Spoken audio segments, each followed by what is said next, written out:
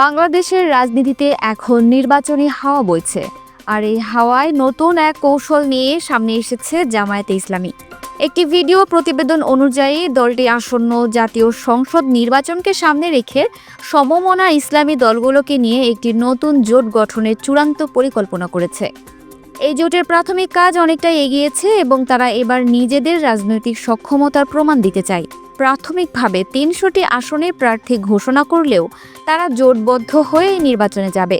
দলের নেতারা জানিয়েছেন তাদের ৩০০ আসনে এককভাবে প্রার্থী দেওয়ার মতো সক্ষমতা রয়েছে, কিন্তু তারা বৃহত্তর ঐক্যের স্বার্থে সমমনা দলগুলোর সাথে জোট প্রক্রিয়াকে এগিয়ে নিয়েছেন। এর মধ্যে ইসলামী আন্দোলন, খেলাফত মজলিস সহ আরও কয়েকটি ইসলামী দলের সঙ্গে তাদের আলোচনা চলছে। গুরুত্বপূর্ণ বিষয় হলো জামায়াত শুধুমাত্র ইসলামী দলগুলোর মধ্যেই সীমাবদ্ধ থাকছে না, তারা গণ অভ্যুত্থানের নেতৃত্ব দেওয়া এনসিপি, জাতীয় নাগরিক পার্টির সাথেও জোট নিয়ে আলোচনা করছে, যার অর্ধেক কাজ ইতোমধ্যে সম্পন্ন হয়েছে।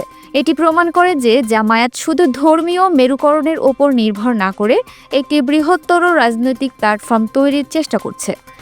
দীর্ঘ সময় ধরে রাজনৈতিকভাবে কোণঠাসা থাকার পর তারা এই নির্বাচনকে একটি সুযোগ হিসেবে দেখছে।